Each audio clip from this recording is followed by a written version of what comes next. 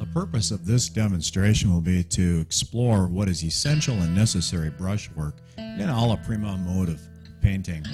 And I'll choose just a mundane, near-spent tube of Naples yellow as my subject, set it against various colored construction paper to establish an ideal mood. And having done so, I will build up a cool undertone from which to proceed and build my painting on.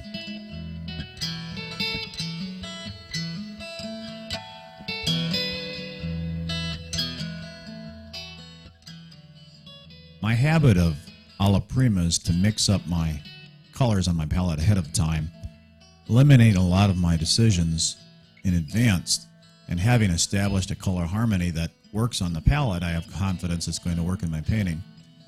The other advantage of pre-mixing is my focus is entirely on the subject that I'm going to be painting and my strokes, how I'm laying the color on. I'm not distracted by having to go back and mix up more paint. And thus it goes without saying, it's important to begin to develop a feel of just how much paint you're going to be needing to stick out on your palette. You don't want to have to stop and go back and mix up more paint. Initially, I'll start off by laying in my dark, mid, and light values, and then very likely clean and scrape off my palette and mix up another paint that will deal with halftones and highlights. And at that point, I'm very near finishing. Here you can see my paint is getting laid out. I'm very close to starting this session.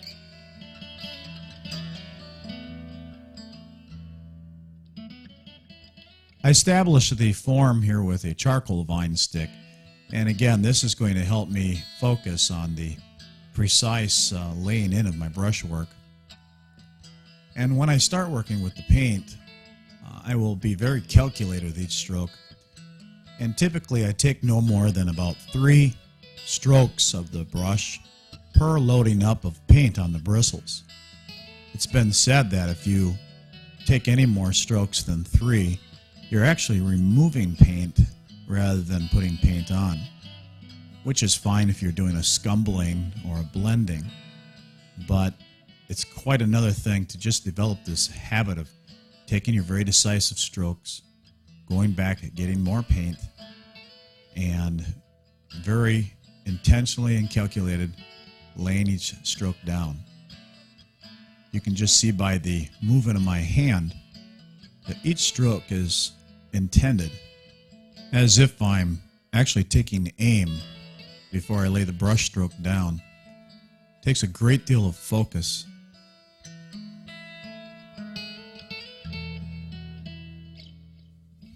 I've not made mention of it yet, but I am actually counting, I'm tabulating, keeping track of each of my brush strokes.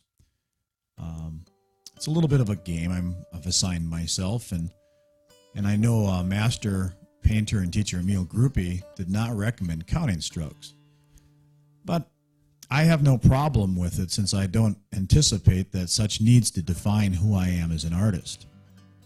No more than, say, Michael Jordan or a great basketball player playing horse or round the world or 21 has to fear such little games will define who they are as basketball players. Taking on little exercises such as that in basketball or near anything is a good way of honing some skills and working on certain specific things that you can target and isolate.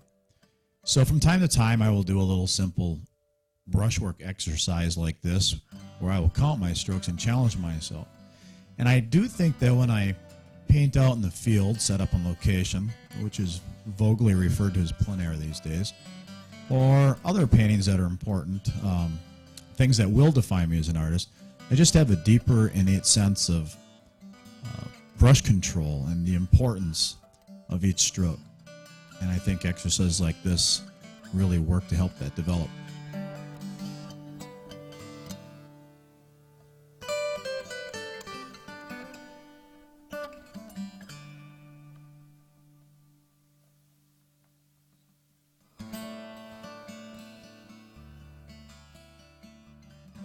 The first 17 years of my painting career was as a reputable wildlife artist, and it wasn't uncommon for me to put 200 to 300 hours into a single painting. And if you would have told me 15, 20 years ago that one day I would be painting impressionistically, painterly, impasto, thick brushwork, and not be blending endlessly to hide brushwork, I would never have believed it. But I get asked a lot by artists how to go about developing the ability to paint painterly. And I can't emphasize enough how important it is to have control over your brushwork. Don't let your brush just put a mark on there with the idea that you can always go back in and fix it. But make every brush stroke essential. What's important to me is to kind of get that feeling of when enough is enough. One more brush stroke and it's overkill. One less brush stroke and the painting's unfinished. Of course, that will be defined differently since art is so much subjective for each individual artist. But just don't fear letting it happen.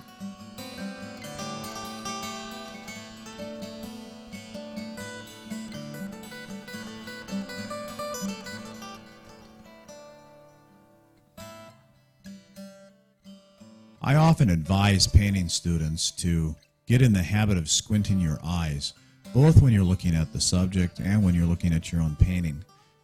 For one thing, it's a little bit like stepping 4 or 5 paces back to see the effect of the brushwork as it pulls tighter together. And this will certainly go a long way to help your confidence as you're learning to paint painterly.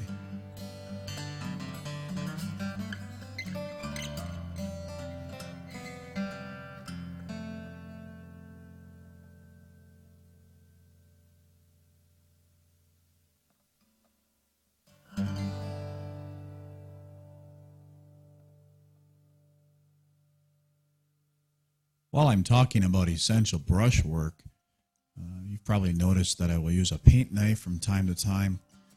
Sometimes I'll use even my fingers. Anything that will leave a mark just as I would like it to be. Right now I'm suggesting manufacturer detail on this tube of paint. And I am counting each one of those brush strokes, by the way, especially the purpose of this video. Here you can see it up close.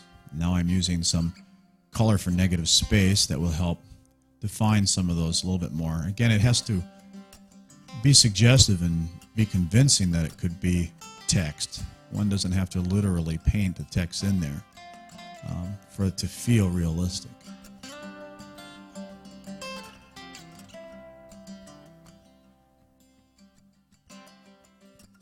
Okay, here you go. Now you can see I'm using my fingers just to do a little blending. Leave a little, personality into the work. A couple finishing strokes, some suggested dabbed highlights, and this painting is ready to sign. Scratching my name through the wet layers of paint with a rounded sharp toothpick and a drafting pencil holder. There you go. 429 strokes. Hope you've enjoyed this demo. I encourage you to assign yourself a challenge of a brushstroke laid, brushstroke stayed painting exercise, seeing if it doesn't benefit your regular painting sessions.